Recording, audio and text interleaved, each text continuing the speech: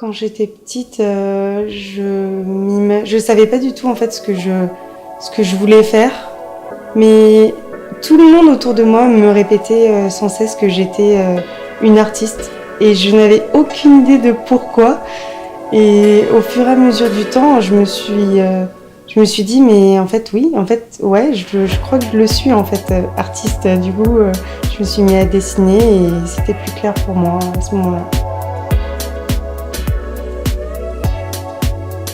Même si mes personnages sont dépersonnifiés la plupart du temps, je me suis inspirée de toutes les personnes que je rencontre.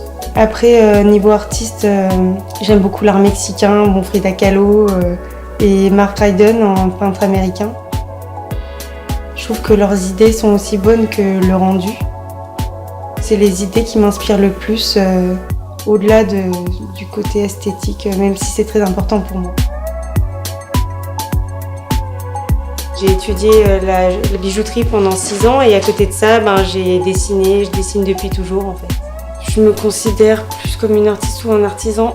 J'ai aucune idée, mais je pense que surtout que l'un ne va pas sans l'autre en fait. Après, par rapport à mon métier, je suis un artisan, mais j'ai toujours été une artiste et je pense qu'être un artisan, c'est ce qui me permet justement d'avoir plus de possibilités en tant qu'artiste aussi. Mon futur professionnel, je l'imagine encore long pour arriver à ce que je veux faire, je pense. Concrètement, j'aimerais avoir un atelier avec tous les métiers d'art confondus et plein d'artistes différents qui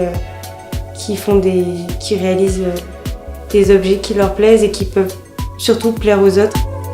Mon rapport avec le corps, il est vraiment présent dans tous mes dessins.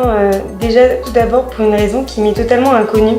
Je suis totalement attirée par le fait de le transformer, de le muter, de lui enlever son genre. Et c'est comme un message, comme une idée. Et je me dis que le corps qui devient lisse, il peut être approprié par chaque personne qui le regarde. Du coup, je me dis que ça peut parler à plus de personnes et je trouve ça super. Voilà. Voilà. Encore.